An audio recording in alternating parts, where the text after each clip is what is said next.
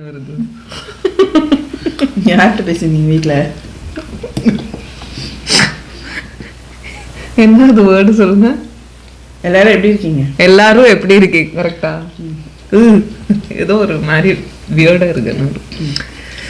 ஹே, எப்படி இருக்கீங்க? எல்லாரும் சௌக்கியமாக இருக்கீங்களா? நம்ம வீடியோ பார்த்தீங்களா? Thank you so much. எல்லோரும் ரொம்ப நல்ல கமெண்ட்ஸாக போடுறாங்க.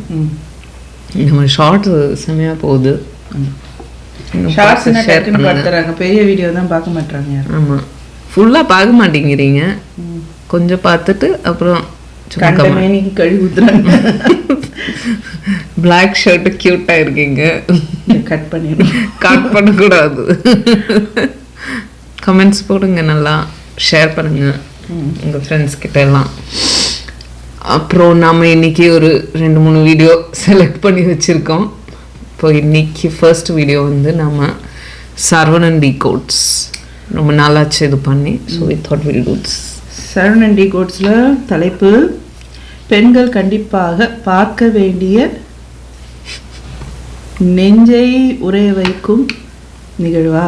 ஓகே, எதுக்கு படிக்கணும்னா ஒருத்தர் வந்து கமெண்ட் போட்டிருக்காரு. நீங்கள் பக்கத்துக்கு வந்து தமிழில் டைப் பண்ணியிருக்காரு ஒரு அண்ணன். ஆனால் இவங்களுக்குலாம் படிக்க தெரியுமான்னு தெரியல தமிழ் அப்படின்னு. ஏதோ வேற ஒருத்தர் எங்களை பேய்னு சொல்லி தமிழ்நாட்டிலேருந்து 2 பேய் காட்டினா. ஃபர்ஸ்ட் ஆஃப் ஆல் தமிழ்நாடு இல்லை, உங்கள் தமிழ்நாட்டிலேருந்து பேய். நான் பெங்களூர் பேய். நாங்களே சொல்கிறோம் பேய். ஆமாம், பேய் என்ன ஆக்சுவலி உங்களுக்கு எங்களை தெரியுதுல்ல சுதா. அது பேய்ன்றது காம்ப்ளிமெண்ட் தான், தப்பில்லையே. ஆமாம். ஸோ என்னத்த சொல்லிட்டு இருந்தோம்? ஔவையாரே வந்து எங்கே இருக்கும்போது அவங்களுக்கு இந்த உருவம் வேண்டாம், எனக்கு பேய் உருவம் வேணும் அப்படின்னு கேட்டாங்களாம். இலக்கண தமிழில் பேய் உருவம்னா மூதாட்டின்னு அர்த்தமா. மூதாட்டின்னா ரொம்ப கிழவி. அதாவது மூதேவினா முப்பெரும் தேவிகள்ல மூத்தவங்க மூதேவி. காளியோட அவதாரம் இல்ல. நம்ம வீட்டுக்கு நிறைய தரித்திரத்தை கொடுக்கக்கூடியவங்க தான் மூதேவின்னு சொல்லுவாங்க. கஷ்டங்கள், பணம் வரவு இல்லாம போய் நம்ம வாழ்க்கை கஷ்டப்படுறத கொடுக்குறவங்க தான் மூத்தவள்னு சொல்லுவாங்க, மூதேவின்னு. அதுக்கு தான் அவனுக்கு மூதேவின்னு திட்டுறானுங்க. ஸோ பேய் உருவம்னா அதுதான் சொல்லுவாங்க. ஓகே, அப்படி நம்ம காம்ப்ளிமெண்ட் எடுத்துக்கலாம். ஓகே, இப்போ இந்த வீடியோவுக்கும் இப்போ ஒரு இந்தியாவில் நடக்கிற, சவுத் இந்தியாவில் நடக்கிற பிரச்சனைக்கு ஏதாவது கனெக்ஷன் இருக்கா? இருக்கும்னு நினைக்கிறேன். பார்க்கலாம். கேஸ் ஃபைல் தானே, உங்களுக்கு புரிஞ்சுச்சா? நான் எந்த புரியுது. பார்க்கலாம், பார்த்தா தெரியும். ஸோ வீடியோக்குள்ளே போயிடலாம். ஒரு உண்மை நிகழ்வு இது. அதிகாரப்பூர்வ அறிக்கைகள் மற்றும் நேரில் கண்ட சாட்சிகளின் கணக்குகளை அடிப்படையாக கொண்டது.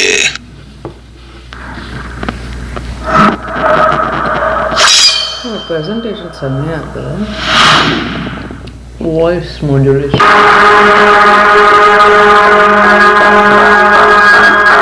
Welcome viewers. December 1994 Port Elizabeth, South Africa. 27 வயதான எலிசன் தன்னுடைய ஃப்ரெண்ட்ஸோட வெளியே போயிருந்தாங்க. அன்னைக்கு மதியம் முழுக்கவே பீச்ல டைம் ஸ்பெண்ட் பண்ணிட்டு, அன்னைக்கு நாள் முழுக்கவே பயங்கரமா என்ஜாய் பண்ணிட்டு, அன்னைக்கு நாள் முடிவுல அலிசனுடைய வீட்டுக்கு எல்லாருமே போய் ஐஸ்கிரீம் சாப்பிட்டு அந்த நாளை முடிக்கிறாங்க. இன்சூரன்ஸ் புரோக்கரா வேலை செஞ்சுட்டு இருந்த அலிசன் தன்னுடைய அம்மா மற்றும் தன்னுடைய பிரதர் கூட தான் இருந்தாங்க. இப்போ அன்னைக்கு நைட் ஆகுது. சோ தன்னுடைய வீட்டுக்கு வந்திருந்த ஒரு ஃப்ரெண்ட, டைம் ரொம்பவே அதிகமாயிருச்சு, நீ இந்த டைமுக்கு நடந்து போக வேண்டாம், நானே உன்னை வீட்டுல வந்து டிராப் பண்ணிடுறேன் அப்படின்னு அலிசன் சொல்றாங்க. அவங்களுடைய ஃப்ரெண்ட தன்னுடைய கார்ல அவங்களுடைய வீட்டுல போய் டிராப் பண்ணிட்டு திரும்பவுமே அலிசனுடைய வீட்டுக்கு வந்துட்டு இருந்தாங்க. டைம் அப்ப கரெக்டா சண்டே மிட் நைட் 1 மணி இருக்கும். இப்போ அவங்களுடைய வீட்டுக்கு எந்தவித பிரச்சனையும் இல்லாம வந்துடுறாங்க. ஆனா அப்படி அவங்களுடைய வீட்டுக்கு முன்னாடி வந்து அவங்களுடைய காரை பார்க் பண்ணலாம் அப்படின்னு பார்க்கும்போது, இவங்க எப்பவுமே காரை பார்க் பண்ற இடத்துல வேற இன்னொரு கார் பார்க் ஆயிருந்துச்சு. அது மட்டும் இல்ல, சுத்தி எல்லா இடத்துலயுமே மற்ற வீடுகளுடைய கார் பார்க் பண்ணப்பட்டிருந்துச்சு. இப்போ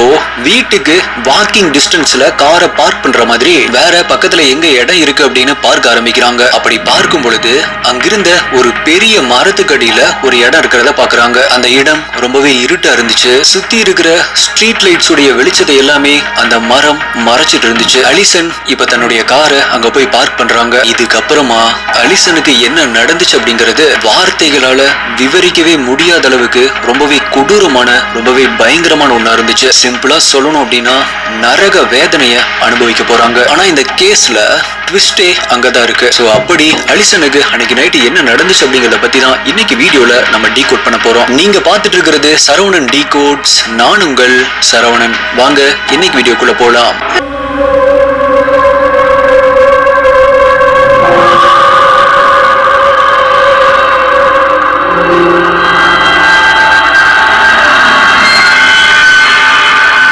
அலிசன் இப்ப தன்னுடைய காரை பார்க் பண்ணிட்டு தன்னுடைய பக்கத்தில் இருக்கிற பேசஞ்சர் சீட்டில் இருக்கிற சில குப்பை எல்லாத்தையுமே கிளீன் பண்ணிட்டு இருக்காங்க. ஆனா காருக்குள்ள இருந்த ஆலிசனுக்கு தெரியாது தன்னை அங்க இருக்கிற அந்த அடர்ந்த இருட்டுக்குள்ள இருந்து யாரோ ஒருத்தர் வாட்ச் பண்ணிட்டு இருக்காங்க அப்படிங்கிறது. இப்ப சடனா அவங்களுடைய கார் டோர் ஓபன் ஆகுற சத்தம் கேக்குது. இந்த சத்தம் கேட்ட உடனே அவங்களுடைய உடலை சிலிர்த்து போகுது. ஏன் அப்படின்னா அவங்க எந்த ஒரு டோருமே ஓபன் பண்ணல. என்ன சத்தம் இது அப்படின்னு சொல்லிட்டு பின்னாடி திரும்பி பார்க்கலாம் அப்படின்னு திரும்ப அடையாளம் தெரியாத ஒரு மர்ம நபர், ஒழுங்கா நான் சொல்றது கேளு, டிரைவர் சீட்ல இருந்து தள்ளி உட்காரு அப்படின்னு சொல்றான். அப்ப அலிசன் அப்படி இப்படி கீழே பாக்குறாங்க.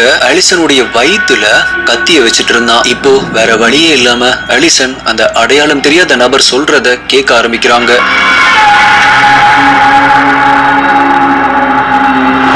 இப்ப அந்த அடையாளம் தெரியாத நபர் டிரைவர் சீட்ல உட்கார்ந்து காரை அங்கிருந்து ஓட்ட ஆரம்பிக்கிறான். இப்ப காருக்குள்ள இருந்த ஆலிசனால பண்ண முடிஞ்சது எல்லாமே இந்த நடு இரவுல அடுத்தது தனக்கு என்ன நடக்க போகுது அப்படிங்கறது தெரியாம சில அடி தூரத்தில் இருக்கிற தன்னுடைய வீட்டை அந்த கார் மெதுவா தாண்டி போறத காருக்குள்ள உட்கார்ந்துட்டு வெறும் வேடிக்கை மட்டும்தான் பார்க்க முடிஞ்சது. நினைச்சு பாருங்க, நம்மளுடைய வீட்டுக்கு பக்கத்துல அங்க இருக்கிறவங்க யாருக்குமே தெரியாம நம்ம கடத்தப்படுறது, நம்ம வேற இடத்துக்கு கொண்டு போகப்படுறது எப்படி ஒரு பயங்கரமான மொமெண்டா இருந்திருக்கும் அப்படின்னு அலிசனுக்கும் அப்ப அப்படிதான் இருந்திருக்கும்.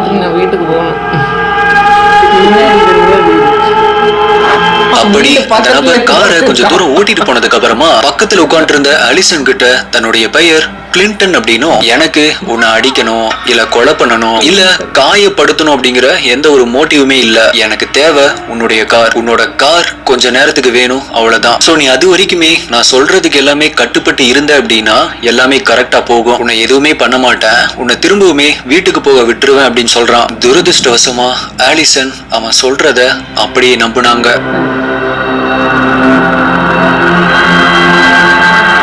அப்படி அந்த கார் போயிட்டு இருக்க ஆலிசனுடைய மனசுல இப்ப அப்படியே கார்ல இருந்து ஜம்ப் பண்ணிடலாம், அங்க இருக்கிற ஏதாவது ஒரு வீட்டுடைய கதவை போய் தட்டலாம், கண்டிப்பா ஹெல்ப் பண்ணுவாங்க, இந்த மாதிரி பல எண்ணங்கள் தோன்ற ஆரம்பிக்குது. ஆனா ஆலிசன் பயத்துல உறைஞ்சு போய் இருந்ததால அப்ப அவங்களால எதுவுமே பண்ண முடியல. இப்ப ஆலிசன் என்ன சொல்றாங்க அப்படின்னா, உங்களுக்கு கார் தானே வேணும், தாராளமா காரை எடுத்துட்டு போங்க, ஆனா தயவு செஞ்சு என்ன கார்ல இருந்து மட்டும் கீழே இறக்கி விட்டுருங்க அப்படின்னு கெஞ்ச ஆரம்பிக்கிறாங்க. ஆனா அந்த நபரோ இல்ல என்னால அப்படி பண்ண முடியாது அப்படின்னு காரை ஓட்டிட்டே இருக்கான். அப்பதான் காரை ஒரு இடத்துல போய் ஸ்டாப் பண்றான். அங்க இன்னொரு அடையாளம் தெரியாத நபர் காருக்குள்ள ஏறி உட்கார்றான்.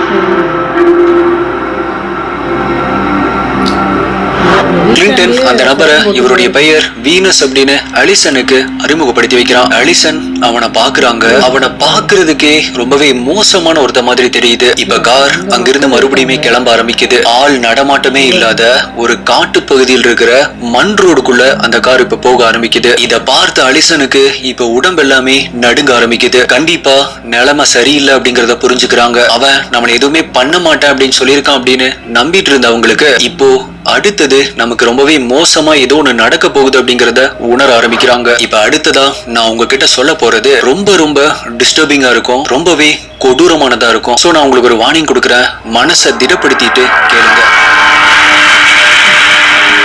2 பேருமே ஆலிசனை ரேப் பண்ண ஆரம்பிக்கிறாங்க. அதுக்கப்புறமா அந்த 2 பேர்ல ஒருத்தன் ஆலிசனுடைய கழுத்தை நெரிக்க ஆரம்பிக்கிறான். ஆலிசன் ப்ளீஸ் என்ன விட்டுருங்க, என்ன கொன்றாதீங்க அப்படின்னு கெஞ்ச ஆரம்பிக்கிறாங்க. ஆனா அவனும் தொடர்ந்து கழுத்தை நெரிச்சிட்டே இருக்கான். இப்ப ஆலிசன் மயக்கமடைகிறாங்க.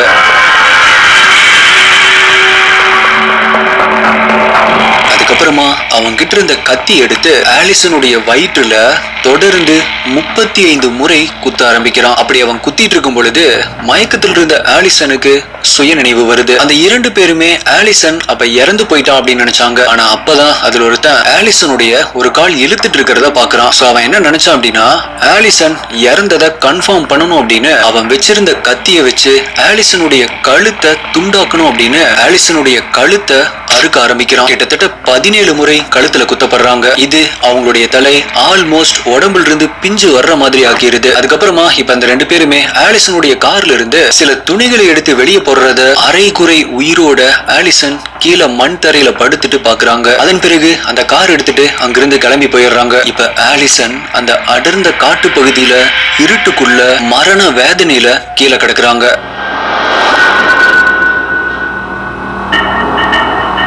இப்போ சுத்தி முத்தியுமே தனக்கு ஹெல்ப் பண்றதுக்கு யாருமே இல்ல அப்படிங்கறது தெரியும். சோ மெயின் ரோட பார்த்து தவழ்ந்து ஊர்ந்து போக ஆரம்பிக்கிறாங்க. அப்படி அந்த மண் ரோட்ல அவங்க தவழ்ந்து போயிட்டு இருக்கும் பொழுது அவங்களுடைய கால்கள்ல ஏதோ மெது மெதுன்னு தட்டுப்படுற மாதிரி இருக்கு. அது என்ன அப்படின்னு ஆலிசன் பார்க்கும் பொழுது அது ஆலிசனுடைய வயிற்றுக்குள்ள இருந்த இன்னர் பாடி பார்ட்ஸ் எல்லாமே வெளியே விழுந்திருந்துச்சு. சோ அத கையில் எடுத்து மறுபடியும் தன்னுடைய வயிற்று பகுதியில வச்சு அவங்க போட்டிருந்த டீ ஷர்ட்டை வச்சு அமுக்கி பிடிச்சிட்டு மறுபடியுமே தவழ்ந்து நகர்ந்து போக ஆரம்பிக்கிறாங்க. பொய்களை கூட நம்ப முடியும், ஆனா உண்மைகளை சில நேரத்துல நம்ப முடியாது அப்படின்னு சொல்லுவாங்க இல்லையா, அந்த மாதிரி தான் ஆலிசனுடைய வயிற்றுல 35 முறைக்கு மேல கத்தி குத்தியும் ஆலிசனுடைய வயிற்றில் இருந்த மெயின் ஆர்கன்ஸ் எப்படியோ டேமேஜ் ஆகாம தப்பிச்சிருந்துச்சு.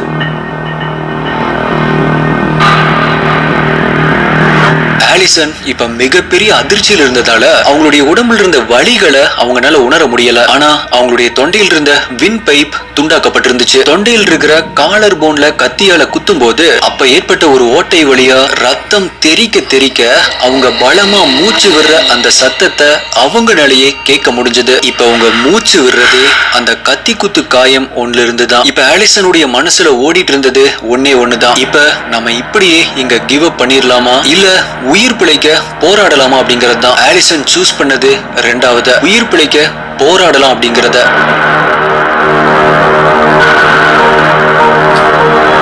ஆக்சுவலா இவங்களுடைய அட்டாக்கர் அந்த 2 பேருமே இவங்களை அட்டாக் பண்ணிட்டு கார் கிட்ட நின்று பேசிட்டு இருக்கிறத கேட்டிருக்காங்க. அப்போ அதுல ஒருத்தன் கிளின்டன் அப்படின்னு தன்னுடைய பேரை சொன்னா இல்லையா, அவனுடைய உண்மையான பேரை வச்சு பேசிட்டு இருந்ததை இவங்க கேட்டிருக்காங்க. சோ ஆலிசன் அப்ப என்ன பண்ணாங்க அப்படின்னா, சப்போஸ் அப்படி நம்ம இங்கேயே இறந்து போயிட்டோம் அப்படின்னா போலீஸ் இவனுங்களை கண்டிப்பா கண்டுபிடிச்சே ஆகணும், நம்மள இவனுங்க பண்ண மாதிரி வேற யாருக்குமே நடந்துடக்கூடாது அப்படின்னு அங்கிருந்த சகதி மாதிரியான ஒரு தரையில ஒரு குச்சியை வச்சு அவனுடைய பெயரை எழுதி வச்சாங்க. நம்மளுடைய பாடியை ரெக்கவர் பண்றப்ப கண்டிப்பா போலீஸ் இந்த பேரை பாப்பாங்க அப்படின்னு எழுதி வச்சாங்க. மேலும் அதுக்கு கீழே மாம் ஐ லவ் யூ அப்படின்னு எழுதினாங்க.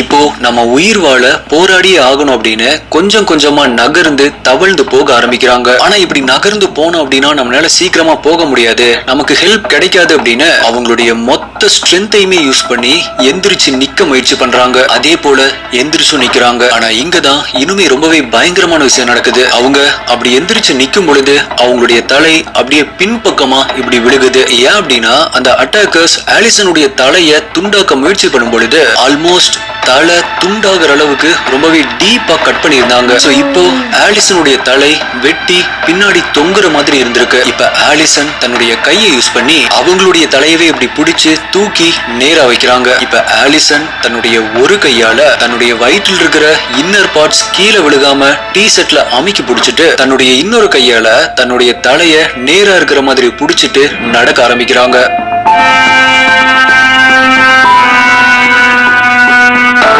ஆலிசன் ஒரு வழியா மெயின் ரோடுக்கு வந்துடுறாங்க. இப்ப அவங்களுக்கு தூரத்துல இருந்து ஒரு காருடைய ஹெட்லைட் தெரியுது. அதை பார்த்ததுக்கு அப்புறமா ஆலிசனுக்கு ரொம்பவே சந்தோஷம், நம்ம ஃபைனலா காப்பாற்றப்பட போறோம் அப்படின்னு நினைக்கிறாங்க. ஆனா அந்த கார் அவங்கள நோக்கி வந்து நம்ம கிட்ட நிறுத்துவாங்க அப்படின்னு பார்க்கும் பொழுது இன்னுமே வேகமா அவங்கள தாண்டி கிராஸ் பண்ணி போய் மறைஞ்சு போயிருது. இப்போ இவங்களுடைய எல்லா நம்பிக்கையுமே ஒரே செகண்ட்ல போயிருது. ஆனா விடா முயற்சியோட மறுபடியுமே அங்க வெயிட் பண்ண ஆரம்பிக்கிறாங்க. அதே மாதிரி அதிர்ஷ்டவசமா இன்னொரு காருடைய ஹெட்லைட் தெரியுது. இந்த முறை அந்த கார்ல இருந்த நபர் காரை நிறுத்துறாரு. ஆலிசனை பார்த்து உடனடியா ஆம்புலன்ஸ்க்கு கால் பண்றாரு. ஹாஸ்பிட்டல் அங்கிருந்து 20 நிமிடங்கள போகக்கூடிய தூரத்துல இருந்தாலுமே ஆம்புலன்ஸ் அங்க வந்து சேர்றதுக்கே 1 மணி நேரம் ஆயிருது.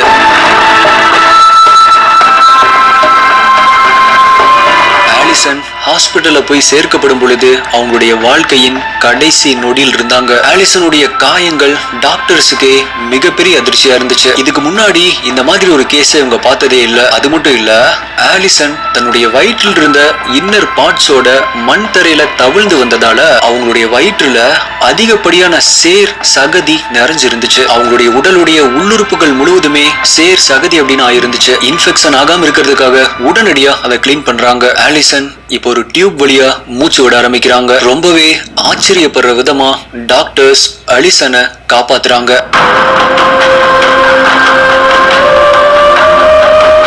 இந்த விஷயம் உடனடியா போலீஸ்க்கு இன்ஃபார்ம் பண்ணப்படுது. போலீஸ் அங்க வராங்க. அது மட்டும் இல்லாம அந்த ஏரியாவுடைய லோக்கல் கிரிமினல்ஸ் உடைய போட்டோகிராஃப்ஸ ஆலிசன் கிட்ட காமிக்கிறாங்க. உங்களை அட்டாக் பண்ணவங்க இதுல யாராவது இருக்காங்களா அப்படின்னு காமிக்கிறாங்க. அப்படி போலீஸ் அடுத்தடுத்த போட்டோவை காமிச்சிட்டு இருக்கும் பொழுது ஆலிசன் சடனா பயப்பட ஆரம்பிக்கிறாங்க. அந்த 2 பேருடைய போட்டோ அதுல இருந்துச்சு. ஆலிசனுக்கு ஏற்பட்ட ரொம்பவே பயங்கரமான காயத்தால அவங்களால பேச முடியல. சோ அதனால அவங்களுடைய பெயரை எழுதி கன்ஃபார்ம் பண்றாங்க. அவங்களுடைய முகம் ஆலிசனுடைய மனசுல ரொம்பவே மெமரி எல்லாம் வச்சுன்னு இருக்குது. கழுத்து இப்படி தொங்கிட்டு இருக்கும்போது என்னவோ இதை சொல்லுவாங்கல்ல, ஒரு பழமொழி சொல்லுவாங்க, மலையிலிருந்து விழுந்து பொழைச்சவனும் இருக்கான், கழுத்தடிக்க விழுந்து செத்தவன் இருக்கான்னு. இப்படி இல்லை, என்னாலும் கழுத்து தொங்கிட்டு அதை நினைச்சாலே பயமா இருக்குது. பின்னாடி இதுவாயிடுச்சு. அவங்க அப்படி எடுத்து பிடிச்சிக்கிட்டு இப்படியே அவங்க உடம்பு வயிற்றையும் தலையும் இப்படி பிடிச்சிக்கிட்டே வந்திருக்காங்க. எவ்வளோ பிளட் லாஸு. இந்த 1% சான்ஸ்ல போயிச்சிருக்கு அந்த பொண்ணு. சர்வைவ் பண்ற அந்த ஒரு இது, அந்த மன உறுதி இருந்ததுனால தப்பிச்சாங்க. ஆழமா பதிஞ்சிருந்துச்சு. அந்த 2 பேர்த்துடைய பெயர் பிரான்ஸ் மற்றும் தீனஸ். போலீஸ் இப்ப அவங்களை கண்டுபிடிச்சு கைது பண்றாங்க.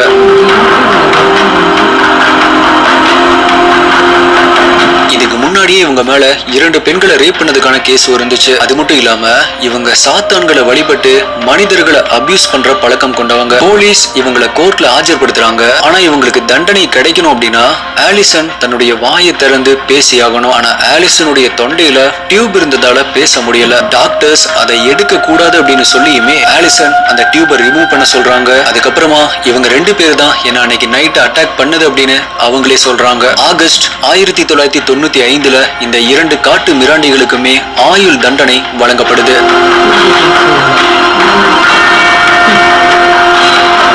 ஆலிசனுக்கு நடந்த இந்த கொடூர சம்பவத்துக்கு அப்புறமா ஆலிசன் மனதளவுல ரொம்பவே பாதிக்கப்படுறாங்க. அதனால அவங்களால வேலைக்குமே போக முடியல. அதுல இருந்து வெளியே வர்றதுக்காக உலகம் முழுக்க டிராவல் பண்ண ஆரம்பிக்கிறாங்க. இவங்களுடைய கதையை கேட்டு, இவங்களுடைய வீரத்தை, விடா முயற்சியை கேட்டு இவங்களுக்கு பல பரிசுகள், பல பதக்கங்கள் வழங்கப்பட்டுச்சு. இருந்தாலுமே ஆலிசனுக்கு துரதிருஷ்டவசமா அவங்களுடைய வயிற்றுல ஏற்பட்ட பயங்கரமான காயத்தால அவங்களுடைய வாழ்க்கையில எப்பவுமே குழந்தை பெத்துக்க முடியாது அப்படின்னு டாக்டர் சொல்லிடுறாங்க. சாவுடைய விளிம்புக்கே போயிட்டு வந்த ஆலிசனுக்கு இதெல்லாம் பெரிய விஷயமே இல்ல. ஆலிசனுக்கு இப்ப 2 ஆண் குழந்தைகள் இருக்காங்க.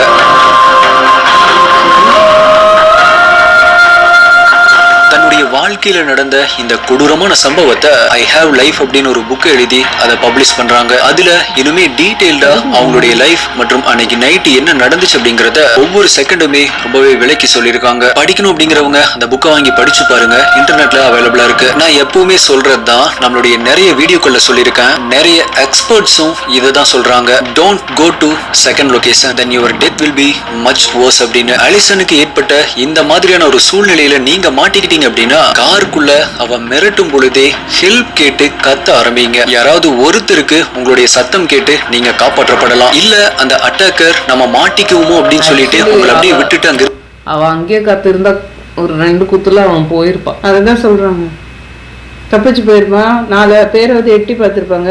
ஏன்னா சிவிலியன்ஸ் இருக்கிற இடம், பீப்புள் இருக்கிற இடம், எங்கேயோ கொண்டு போய் கஷ்டப்பட்டு ஓடி போயிடலாம். இல்ல அப்படின்னா அவன் உங்களை அட்டாக் பண்றதுக்கு சான்ஸ் இருக்கு. அப்படி அட்டாக் பண்ணாலுமே அந்த இடத்துலயே நீங்க உங்களுடைய உயிருக்காக போராடி அங்கேயே செத்துறணும். ஆனா அதெல்லாம் விட்டுட்டு அவனை நம்பி அவன் சொல்ற இடத்துக்கு நீங்க கூட போனீங்க அப்படின்னா இப்போ ஒரு பப்ளிக் பிளேஸ்ல இருக்கிறத காட்டிலும் அவன் அந்த இடத்துல ரொம்பவே பவர்ஃபுல்லா மாறிடுவான். சோ உங்களுடைய சாவு இன்னுமே கொடூரமா இருக்கும். சோ இதுல பெஸ்ட் அவன் உங்களை மிரட்டும் பொழுதே அந்த இடத்துலயே ஹெல்ப் கேட்டு அவன் உங்களை அட்டாக் பண்ணாலுமே போராடி சாகிறது தான். ஏன் அப்படின்னா அதுல நீங்க காப்பாற்றப்படுவதற்கான சான்சஸ் ரொம்பவே அதிகமா இருக்கு. இருக்கு. அவனை நம்பி அவன் கூட போறதை காட்டிலும் இது ஒரு எக்ஸாம்பிளான ஒரு சிச்சுவேஷன் தான். இந்த மாதிரி வேற எந்த விதமான ஒரு சூழ்நிலையா இருந்தாலுமே நீங்க ஹெல்ப் கேட்க தயங்காதீங்க. யாராவது தப்பா நினைச்சிருவாங்களோ அப்படின்னு எதையுமே நினைக்காதீங்க. உங்களுடைய உயிரை விட பெருசு வேற எதுவுமே இல்ல அப்படிங்கறத மனசுல வச்சுக்கோங்க. இதுல ஆலிசனுடைய தைரியமும் விடாமுயற்சியும் நம்பிக்கையும் பாராட்ட வேண்டிய ஒண்ணு. கண்டிப்பா இந்த வீடியோ உங்களுக்கு யூஸ்ஃபுல்லா இருந்திருக்கும் அப்படின்னு நம்புறேன். எஸ்டி இன்வெஸ்டிகேட்டர்ஸ், நீங்க ஆலிசனை பத்தி என்ன நினைக்கிறீங்க? நீங்க ஏதாவது ஆபத்தான சிச்சுவேஷன்ல மாட்டி தப்பிச்சிருந்தீங்க அப்படின்னா உங்களுடைய எக்ஸ்பீரியன்ஸை கண்டிப்பா கமெண்ட் பண்ணுங்க. மத்தவங்களுக்கு உதவியா இருக்கும். உங்களுடைய பெஸ்டான கமெண்ட்டும் அடுத்த வீடியோல வரும். வேற ஒரு வீடியோல மீட் பண்றேன். நன்றி, பாய்.